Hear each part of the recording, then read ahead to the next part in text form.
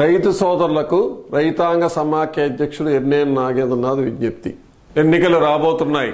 అభ్యర్థులు మీకు అది చేస్తాం ఇది చేస్తాం అని చెప్పి ఆ చేతిలో స్వర్గం చూపించి మళ్ళీ 5 సంవత్సరాల తర్వాతే మనకు కనపడే అవకాశం ఉంది. ఎప్పుడు కూడా మనం వంతు మోసపోవటమేనా అనేది మనం ప్రశ్నించుకోవాలి.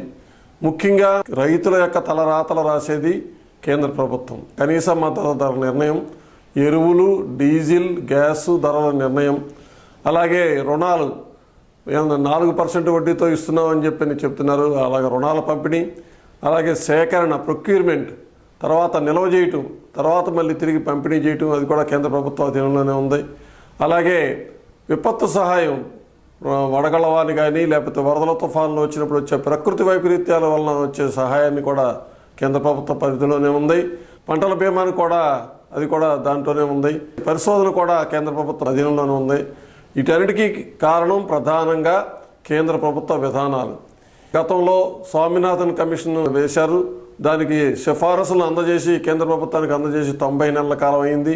కానీ దాని గురించి ఇంతవరకు ఏ విధంగానూ కనీసం పరిశీలన కూడా నూచలేదు. కోల్డ్ స్టోరేజ్లో పడేసి ఉంది.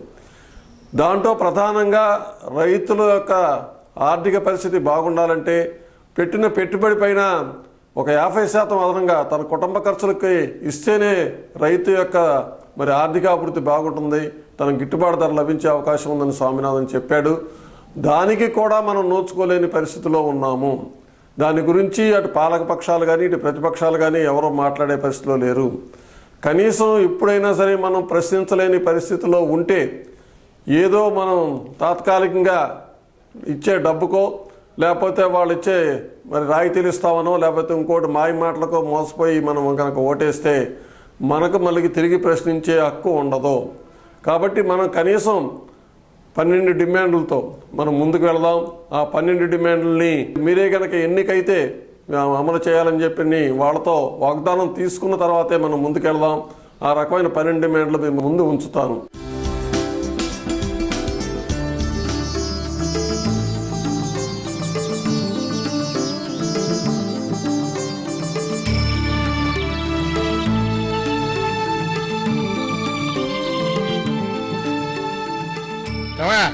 ఈ గంపలు ఎవరివి?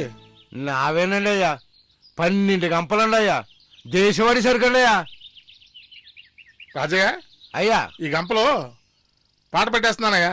రూపాయి రూపాయి రూపాయి 2 రూపాయలు 2 రూపాయలు 2 రూపాయలు 2 రూపాయలు 3 రూపాయలు 3 రూపాయలు 3 రూపాయలు 4 రూపాయలు 4 రూపాయలు 5 రూపాయలు 5 రూపాయలు 5 రూపాయలు 5 రూపాయలు 6 రూపాయలు 6 రూపాయలు 6 రూపాయలు 7 రూపాయలు 8 రూపాయలు 8 రూపాయలు 9 రూపాయలు 9 రూపాయలు 10 రూపాయలు 10 రూపాయలు 10 రూపాయలు 10 10 ఒకటోసారి 10 రూపాయలు ఒకటోసారి 10 రూపాయలు రెండోసారి 10 రూపాయలు మూడోసారి కొట్టేస్తానయ్యా. 20 కేజీల గంప 10 రూపాయల అంటే కేజీ 10 రూపాయలు పడిందన్నమాట. అంతేనయ్యా, సరుకు దండిగా వచ్చేసింది, అంతకంటే రేటు పడదు. మార్కెట్ కి సరుకు తీసుకురావడానికి గంపకు 10 రూపాయలు బాడికి ఇచ్చాను. ఇందులో పండించినందుకు నాకేం మిగులుతుందయ్యా? అవన్నీ నన్ను అడుగుతావా? సరుకు అమ్ముతావా, తిరిగి పట్టుకెళ్తావా?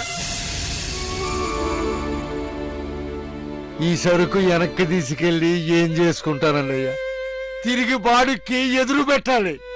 10 లెక్కనే కట్టండి అయ్యా. రవాణా ఛార్జీలకైనా వస్తాయి. తిరిగి ఊరెళ్ళడానికి ఛార్జీలకి ముష్టెత్తుకోవాలి. బాగా దొరికావా? సరే సరే రండి రండి రండి, ఆ పక్క కంపలు తిరిగి వెళ్దాం.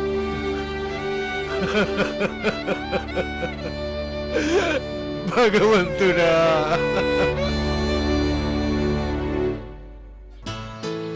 బీరకాయలు 1 అరకిలో. అలాగే.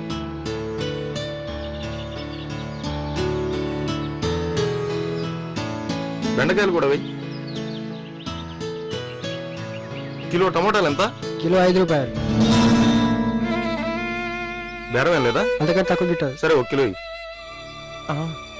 నా దగ్గర 10 రూపాయలు కొని 5 రూపాయలకు అమ్ముతున్నారన్నమాట.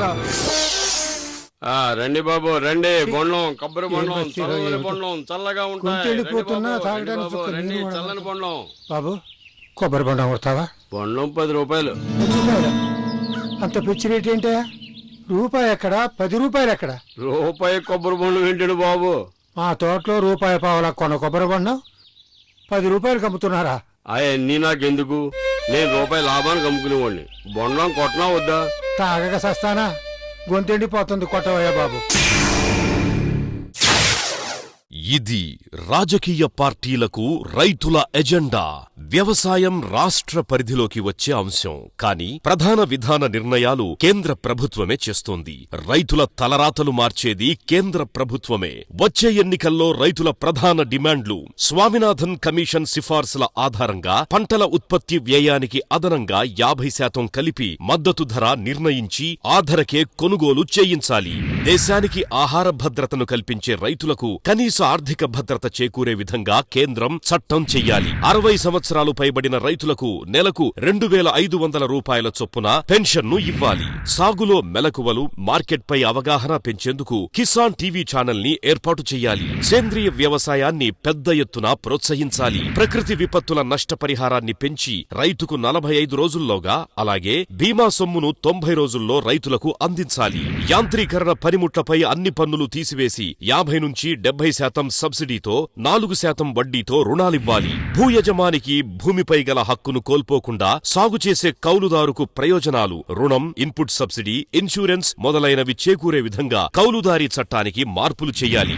గ్రామీణ ఉపాధి హామీ పథకాన్ని రైతులకు హాని కలిగించని విధంగా మార్పులు చేయాలి. గ్రామీణ రైతులకు గృహ నిర్మాణానికి సబ్సిడీతో పాటు 4% వడ్డీతో రుణాలివ్వాలి. రైతులకు, వ్యవసాయ కూలీలకు ఆరోగ్య బీమాను నిర్బంధం చెయ్యాలి. గ్రామాల్లో నివసించే విద్యార్థులకు ప్రభుత్వ, ప్రైవేటు విద్యా సంస్థల్లో 10% రిజర్వేషన్ను కల్పించాలి. రుణ సౌకర్యం అందించాలి. పోలవరం ప్రాజెక్టుతో పాటు రాయలసీమ, కోస్తాంధ్రలోని అన్ని ప్రాజెక్టులను వచ్చే 3 సంవత్సరాల కాలంలో పూర్తి చేసి తీరాలి.